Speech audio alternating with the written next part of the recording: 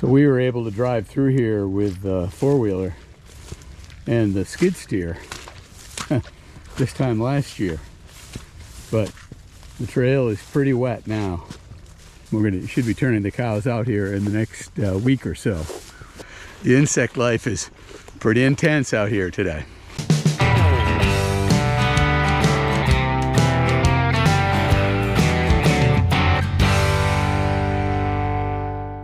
Hey, good afternoon, Dave here. Welcome back to Rolling Hills Farm. I've got the Kubota skid steer started up and we're finally gonna get out and do some pasture work.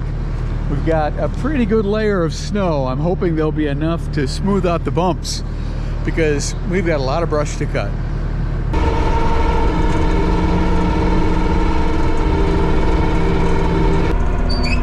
Well, you can see the track out in front of me has got a little bit of snow. Now when we get into the deep woods where there's just a little less wind action, we'll be able to float over the top of the humps and the rocks and keep from banging this mower on the ground.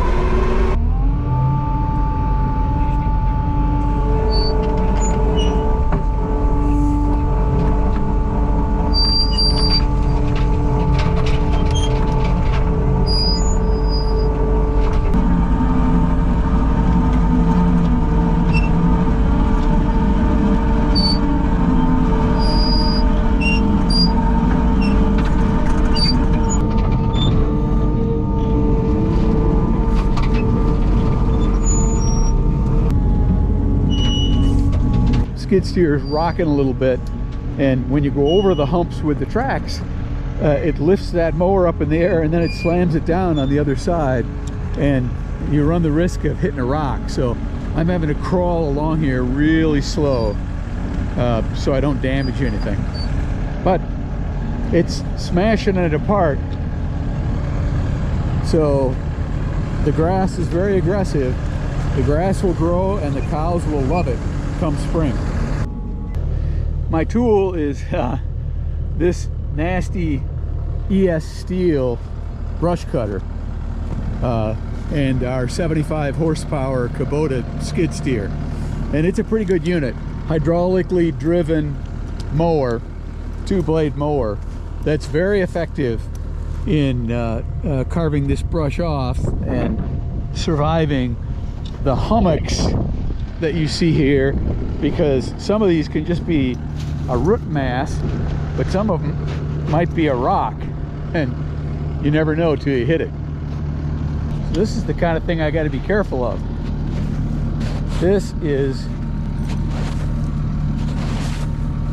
a pretty good sized rock. You see how much it sticks up. If you drop the mower on that, you could really bust something. So you just have to crawl along here and kind of feel your way.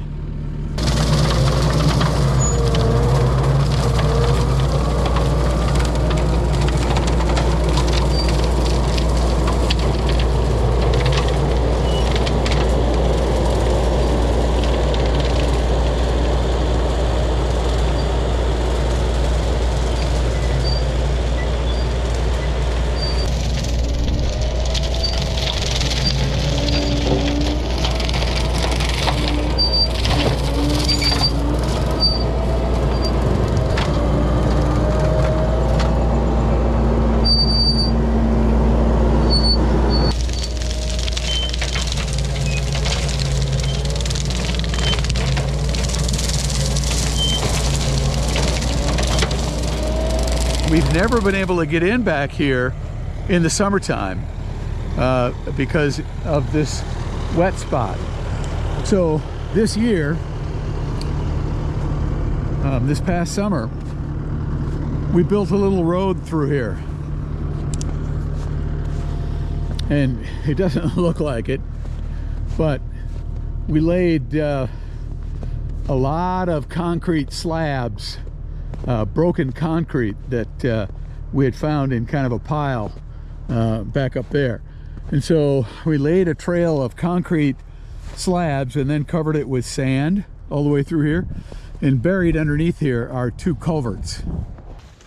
So we were able to drive through here with the four-wheeler and the skid steer this time last year, but the trail is pretty wet now. I think anything you drive back here with wheels is going to get buried. Just taking a look at pasture growth, which is phenomenal. Should be turning the cows out here in the next week or so. So you can see I'm wearing protection from mosquitoes with this head net, and sprayed up heavily with permethrin for ticks. It's hard to see the rocks in here, but they're everywhere. Rocks and standing water.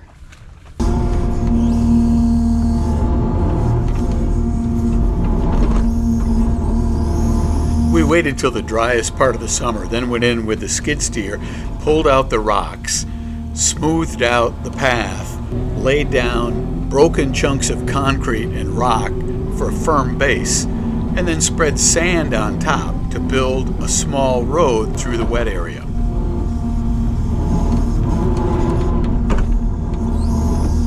And my goal is for two things: for the cows to be able to comfortably get through this area that was really mucky before, to get back in here to this nice pasture. But also that once the initial spring wet season happens or is over, we can get the skid steer back in here and move some rock and tear up some of this pasture back here and plant some better grasses. And even if we were just using the UTV, the Honda, to come back here and do some planting, it would help.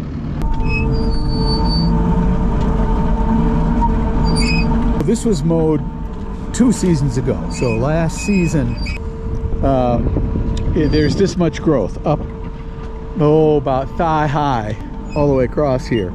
And if we didn't cut this every year, or at least every other year, it would pretty soon, in fact within 2 years, and it would be growing no grass.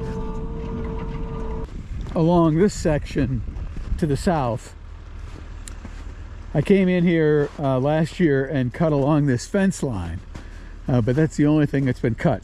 And you can see the brush growth here. This is due, and the only real way to cut this is by hand.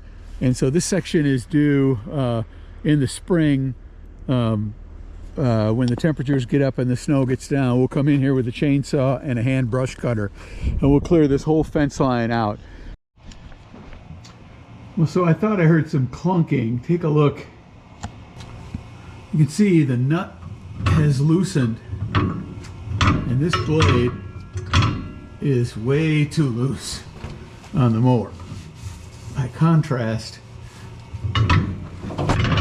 if you go around and look at the other blade, there. I mean, there's a little play, but it's tightened all the way.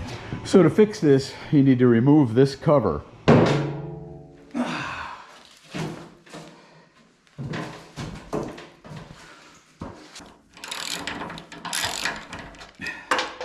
There's the access port. And there's the bolt, or the nut right there. Well, the bolt too.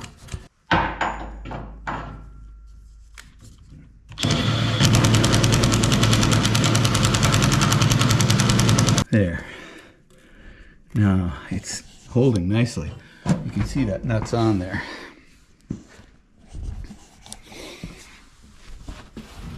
And when you go down here, there's the right amount of slack on that blade. So now we're going to put the big breaker bar on it and give it a pull.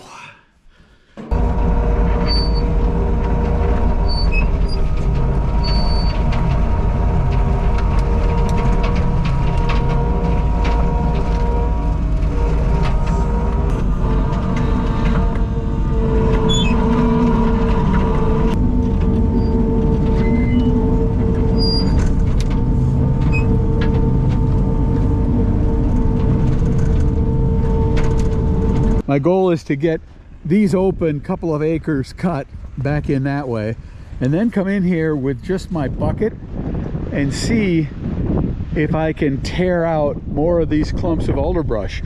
The further we push this back, it's really high ground.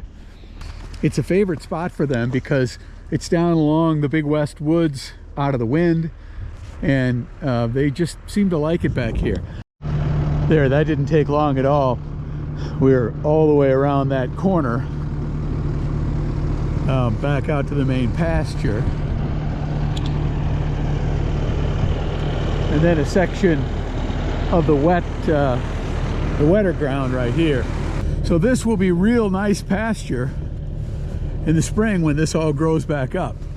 Thanks for watching. I hope that all made sense, and it certainly is an indication of what we want to do with further pasture enhancements, and we've got a lot more to go this winter. We'll be back out here next working on some of this big brush. It's too big for the mower, so I'm hoping I'll be able to tear it up with our root bucket. We'll see you then.